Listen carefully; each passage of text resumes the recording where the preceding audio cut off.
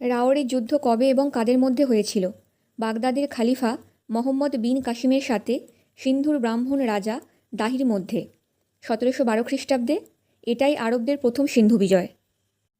প্রথম কোন তুর্কি ভারত আক্রমণ করেন? সবুক্তগিন। সুলতান মাহমুদ কতবার ভারত আক্রমণ করেন? 17 বার, 1000 থেকে 1027 খ্রিস্টাব্দের মধ্যে। সুলতান মাহমুদ কবে সোমনাথ মন্দির লুণ্ঠন করেন? 1025 থেকে 1026 খ্রিস্টাব্দে গুজরাট অভিযানের সময়। এই সময় গুজরাটের রাজা ছিলেন ভীম।